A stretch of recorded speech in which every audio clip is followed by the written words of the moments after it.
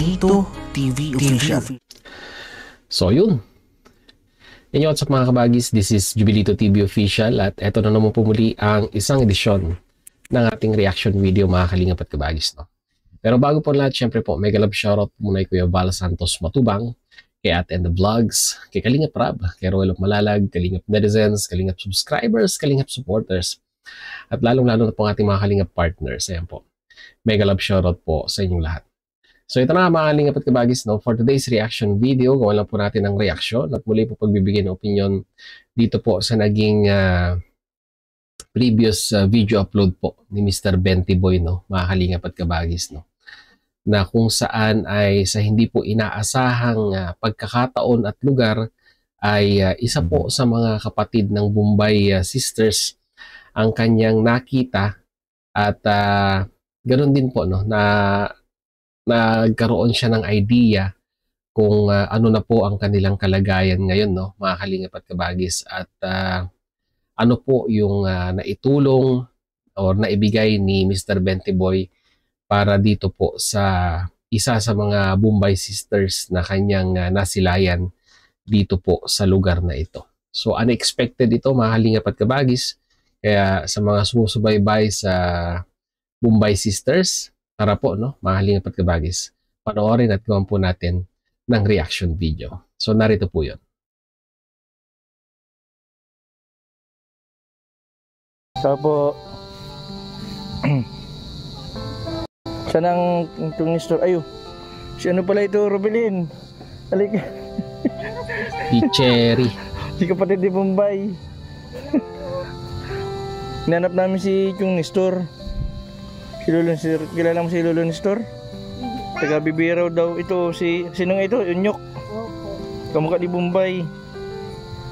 Taga dito ka pala, ano? Cherry? Opo. Nakakalipat lang po namin.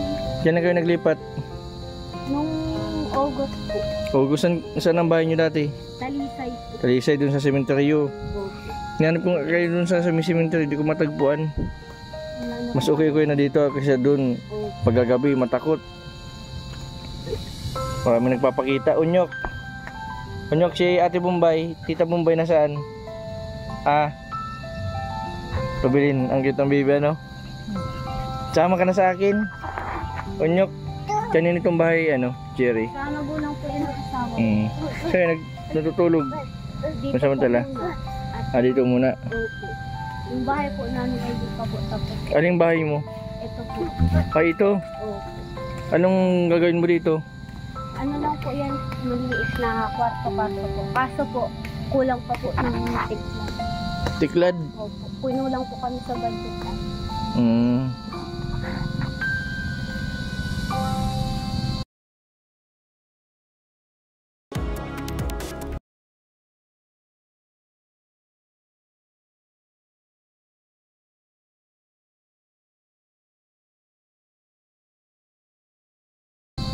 Hindi pwedeng sako ang bubong pasamantala? Ha? Hindi. Baka po wag po. Magtulo-tulo. Opo. Tag-ulan na po. Bakit dun sa bahay nila Bombay, dun sa inyo? May asawa na po ako. Ay may asawa ka nga. Saan ka trabaho si asawa mo? Dito din po, dun po. Construction po. Construction. Okay na po. So dati. Yung dumating na kamotor? Opo. Uy, si Unyok, dito ka lang Unyok. Sino yun? Sino yan? Si papa mo? Papa mo yan? Kumusta man sila Bombay dun sa inyo? Ayos lang po. Nabibisita pa po ini siya. Bibisita. Sino gumagawa pala nito? Ang bahay na ito? Sila po, tapos si papa niya po. Si asawa mo lang din ba? Opo, nagtulong po yung dalawa. At wala pong pangbayad sa pargawa. Mga ilang tiklad kaya yan? 100 daw po yun. 100? Opo. 100 na peraso. Baka kulang man ang 100 na tiklad. Sakto na daw po yun, 100 pesos. Tapos anong dingding mo? May dingding na po na ano po, plywood lang po. Plywood, may mga Tapos kulang pa kayo ng ano pang kulang? Tiklad lang po. Wala man yata nakatira dito, di kayo muna magtira. Diyan po kami natutulog at yung magulang po niya, nauwi po yun sa Talise at may mga gamit pa po doon na iwan ay. Ililipat na dito. Opo.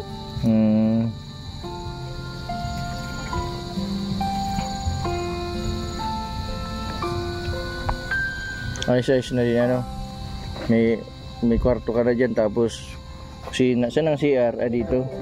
Isang CR na. Mas okay dito kumpara mo sa Mantagbak, Tahimik po dito. Tahimik, kahit magsigaw ka, Opo. kahit awayin ka ng asawa mo, walang makakarinig, Mister po.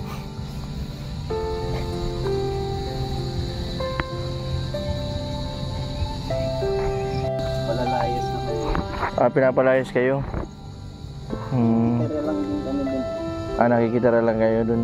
Kala dun sa Kalabumbay, sikip na. Nag-eskwela ka pa, Cherry?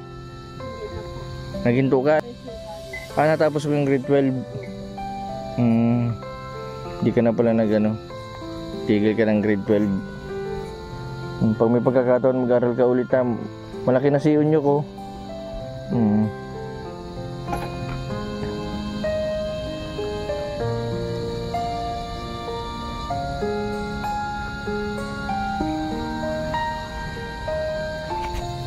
Ito po yung yung bahay pala nila, Cherry.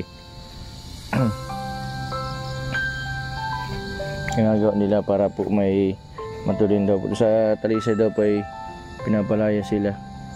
Kaya naisipan po nila na po dito magsumbi ang bahay dun sa Dito ang bahay ito ng biyanan ni Cherry.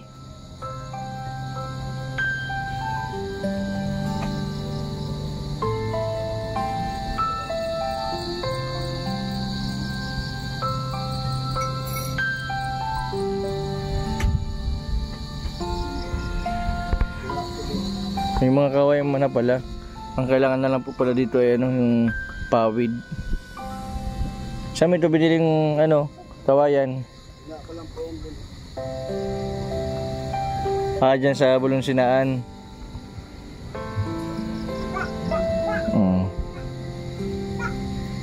Tapos ang dingding plywood din, ilang plywood yan? 1, 2, 3, 4, 5, 6, 7, mga 10 plywood.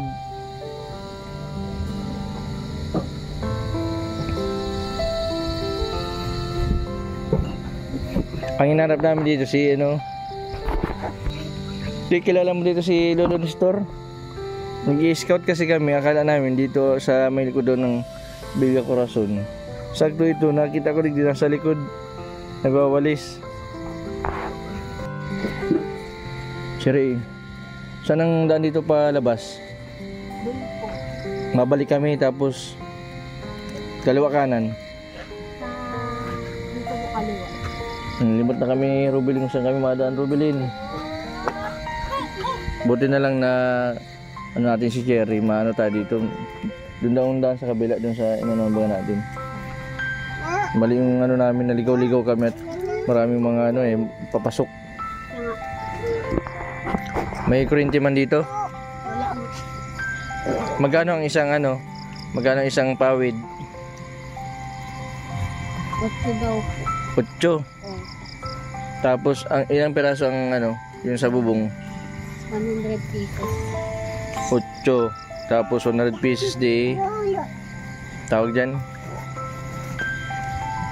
100 pieces di 800.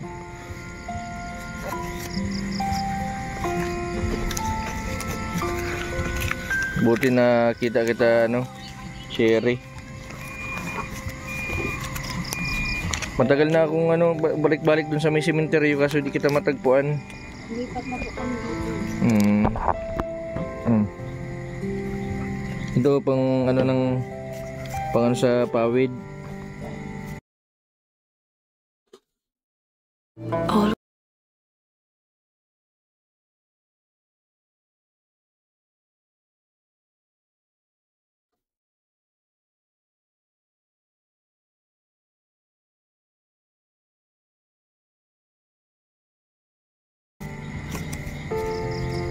Bili ng pawid.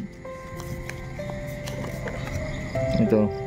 Biling pawid, tapos ito pang ano, pambili ng gatas ni Aki mo.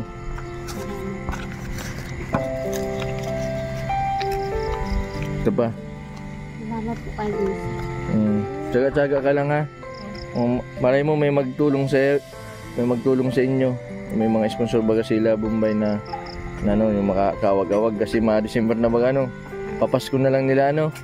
Sana may tumulong sa inyo ng mga sponsor na matapos yung bahay ninyo. Basta bibisitahin na lang kita dito ha. Buti na lang nakita kita dito. So yun o, mga Kalingap at Kabagis, no? Nakita naman po natin ang kalagayan ng buhay ngayon ni Cherry, no? Isa sa mga kapatid ng Bombay Sisters, no?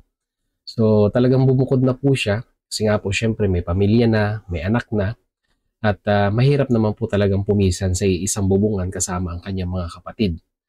But unfortunately, ang nakakalungkot na parte dito, mga Kalingap at Kabagis, dahil nga po syempre sa kahirapan ng buhay ay may mga bagay-bagay tayong out of control, ika nga. Katulad na lamang po sa kalagayan ni Cherry ngayon, yung bahay, di ba? Napakamahal po umupa ng bahay. Kaya nga po sabi ni Mr. Bentiboy ay nabanggit niya na kung di po ako nagkakamali ay hindi ko alam kung sa mismong sementeryo sila nakatira dati or malapit sa sementeryo. Pero sabi nga po ng asawa ni Cherry ay pinalayas na daw po sila doon. So napilitan po talaga sila mag-anap ng alternative na lugar na pwede po nilang matirhan. And luckily ay ito nga po itong tabi ng bahay ng magulang ng asawa ni Cherry ay available at ginamit na lamang po yung mga available resources sa paligid tulad ng kawayan at mga kahoy para po magkaroon ng extension itong bahay ng magulang ni asawa ni Cherry para doon po sila tumira. At maganda lamang po dito, nakita ni Mr. Bentiboy at yung sitwasyon ng bahay, kung ano pa yung kulang. Although light materials lang po siya, ang importante dito ay mabubungan at masimulan na pong matirhan, no, mga Kalingap at Kabagis. Dahil yan naman po minsan ang pinakamahirap na sitwasyon sa mag-asawa ay yung nakikipisan po sa mga magulang dahil hindi naman po natin may iwasan na may masasabi at may masasabi rin minsan ang mga magulang na alam nila na yung mga anak nila ay hindi pa kayang tumayo sa kanilang sariling paa. Let's admit to the fact, mga Kalingap at Kabagis, ito po ang realidad na nangyayari po, no, sa ating bansang Pilipinas. No?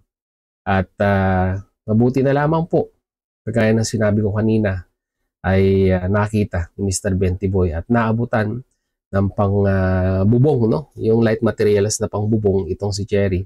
And at the same time, ay nabigyan din po, no, ng panggatas, ano? Panggatas, yung pong anak ni Cherry. Kaya isa na naman pong